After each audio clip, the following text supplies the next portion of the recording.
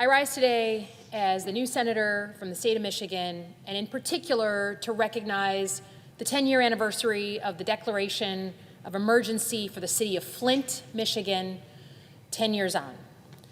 In April of 2014, the city of Flint decided to switch the city's water source from Lake Huron to the Flint River. It was a decision made by state officials to save money at the time, but neither the city nor the state made sure to treat the new water before it came into Flint's taps. And because of that, an American city was poisoned. In less than 2 years, 100,000 people were exposed to toxic levels of lead, bacteria, heavy metals like iron, and chemicals known to cause cancer. That includes about 10,000 children. Imagine the big house at U of M packed on a game day, and that's how many people were poisoned. 10 years ago this week, President Barack Obama declared a federal state of emergency in the city of Flint, and that declaration wasn't necessarily the beginning of the crisis, but it was supposed to be the beginning of the end, a turning point where Flint could begin to recover. But let me be clear, the crisis in Flint has not ended. Not in Flint, not in Michigan, and as a Michigander and Flint's senator, not for me. Flint is a community still in pain, still seeking justice, still seeking accountability. And as Flint's newest senator, I wanted to be here on the 10-year anniversary to make sure Michiganders and Americans don't forget what happened. So like I said, let's review the bidding. Flint is an apocalyptic poisoning of an American city. And it should be a warning to all Americans of what happens when there's not accountability. It's a story of government's failure to protect its citizens, and more than that, it's a story of human tragedy, of ordinary people living ordinary lives, people like Brittany Thomas. Brittany lives in Flint. She has 2 children, Jabari and Janaea. Janaea was just a year old when the city of Flint switched their water from the Flint River. Jabari was 4. Around her, Brittany's neighbors began seeing foam coming out of their taps. Their water was yellow or brown or rust-colored. It smelled metallic. Visible particles were floating around in the water.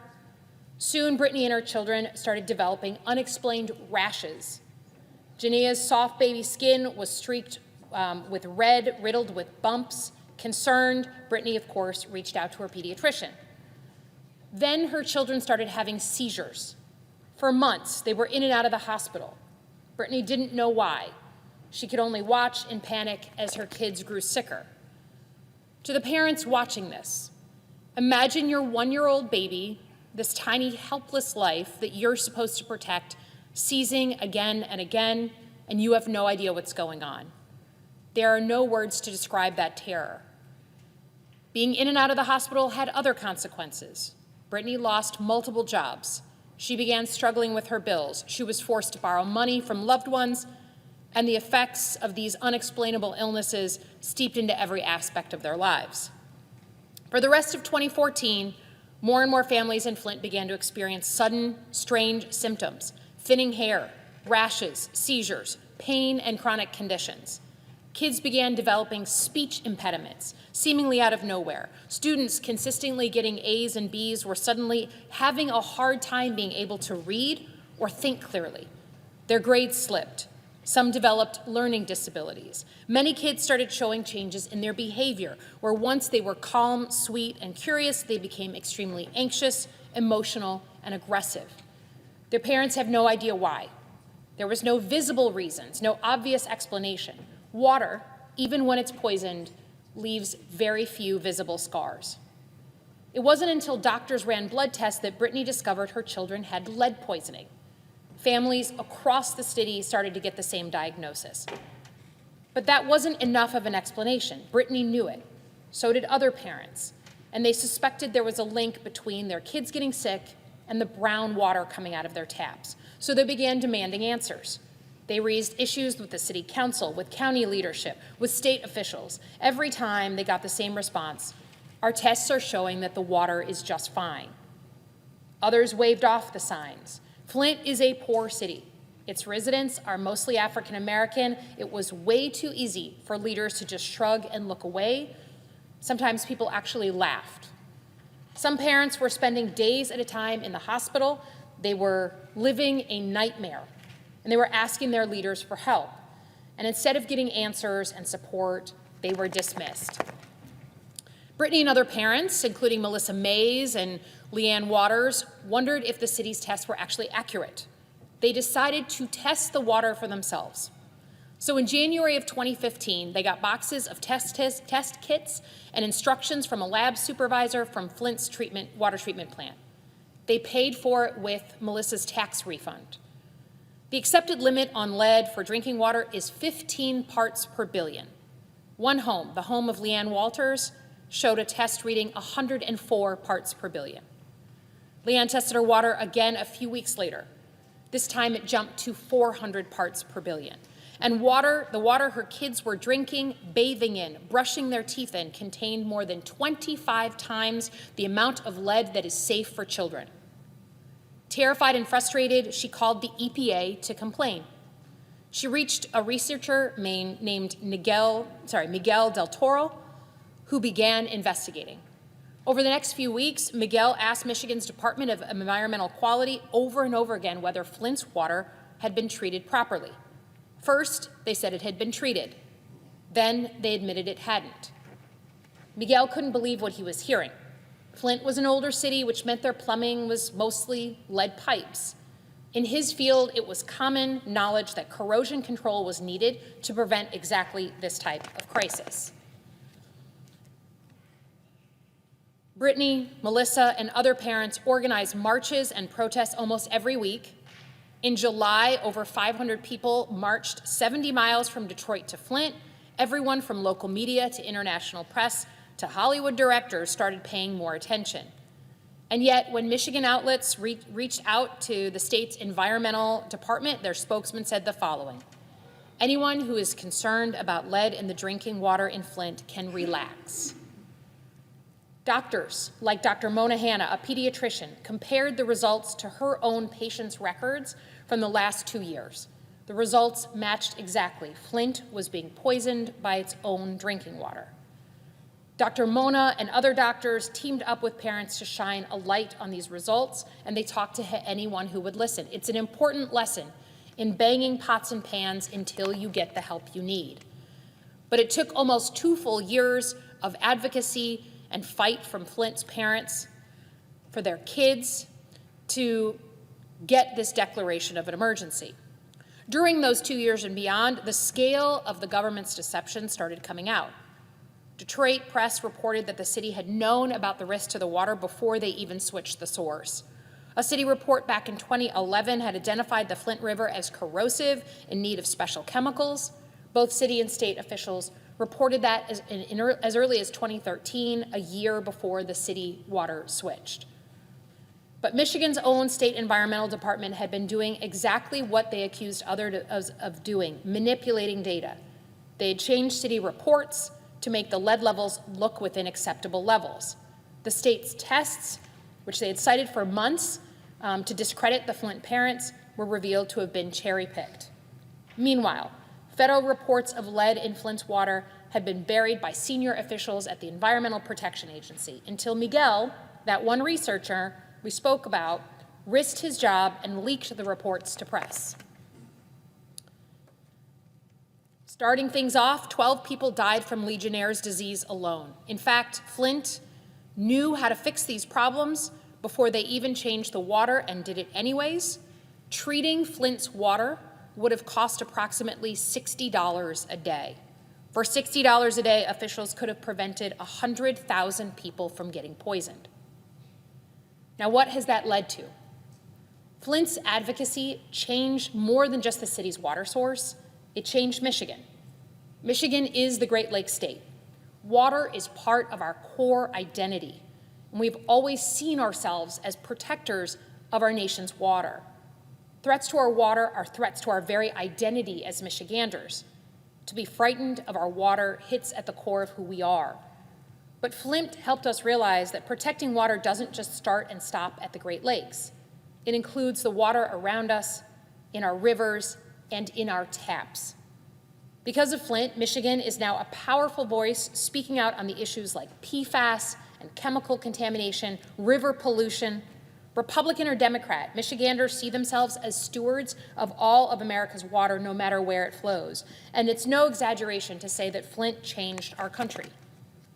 More than 10 years after the crisis in Flint, billions of dollars have been spent going to American cities to swap out lead pipes, including hundreds of millions for Michigan, secured by Senators Debbie Stabenow and Gary Peters. The issue of aging lead pipes drew national attention. Cities in New Jersey, Colorado, Kentucky began replacing their aging pipes. In 2018, Michigan became the first state to require the removal of all lead pipes. And citizens were empowered to hold elected officials accountable for environmental negligence rather than just companies. But all of that is, frankly, cold comfort to the people of Flint. In their community, the damage has been done. More than a decade later, it's still ongoing. An entire generation of Flint's children still live with the long-term effects of lead poisoning. It never leaves the body. Learning disabilities, ADHD, anxiety and depression, not to mention PTSD. Studies estimate that roughly 3,000 children have been diagnosed with these conditions and more. The actual number could be much higher. Flint schools paid a heavy price. Test scores dropped dramatically. Special needs requests spiked. Enrollment in Flint schools plummeted from 8,500 students in 2012 to less than 3,000 this year. More than 20 school buildings are sitting empty. Both Brittany's kids still suffer from recurring seizures, almost 12 years after the crisis began. Her son, Jabari, has extreme anxiety and issues with his memory. He began struggling in school. Around her, Brittany's friends and loved ones now have chronic, incurable conditions. Children whose kidneys are so damaged that they are in constant risk of severe dehydration, women with repeated and above normal miscarriage rates. Teenagers with hardened heavy metals deposits in their heels and in their knees, making it painful to sit or stand. Parents with a slew of autoimmune disorders, lupus, rheumatoid arthritis. With every hospital stay, every specialist visit, every missed day of school, Brittany and her loved ones are forced to relive that trauma, helplessness, panic, and confusion, not to mention pain in their everyday lives. The story is not over yet, even 10 years on. They're still fighting to be heard. Flint wants accountability. Who wouldn't? They deserve nothing less. After an American city is poisoned, people died. Children lost their parents. People lost their siblings, neighbors, friends. So nearly 10 years later, Flint residents have brought charges, criminal and civil, against everyone involved in treating this catastrophe. They sued the city. They sued the county. They sued the engineers who switched, the engineering firms, who switched Flint's water. They sued the state of Michigan, including Governor Rick Snyder at the time, for their staggering lack of oversight. And they've sued the EPA, which was supposed to be the backstop for everything, who consistently buried reports of lead poisoning instead of holding officials accountable. Most of these cases have been settled, with one notable exception, the EPA. More than a decade later, the EPA is denying, deflecting, and dragging out this cause in court. And in fact, the Trump administration, just like the Biden administration, has the ability to settle this case without Congress or anyone else. They should either take their day in court or settle fairly. But it was never really about money for Flint. People wanted someone to take responsibility. And unfortunately, Flint residents are yet to see anything from a settlement over the last decade. Timeliness for the rest of their payouts are vague and always changing, and estimated amounts of initial payments are unacceptably small. It's possible that Flint families will not see the dollars that they are owed. No apology, no amount of assigning blame, and certainly no amount of money can make Flint whole. But even after all they've endured over the past decade, this community is being denied what little they were promised. And that should make every American furious. Now, as Flint's newest federal senator, I see my responsibility to fight for Flint. It's not their job to push, prod, or hope a decade later. Flint deserves someone who actually is up for that fight.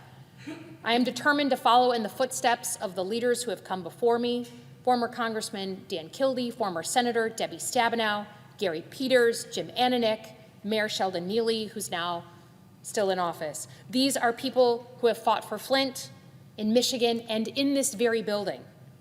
I will take that torch proudly and strive to be worthy of the appreciation of Flint residents. I know there will be more fights and setbacks for Flint. There will be consistent fights for dollars, to get over promises broken, for accountability and apologies, but I want to say here on the floor of the Senate directly to Flint, no matter what is coming, I have your back, and it is my responsibility to fight for you. Thank you, Mr. President, and I yield back.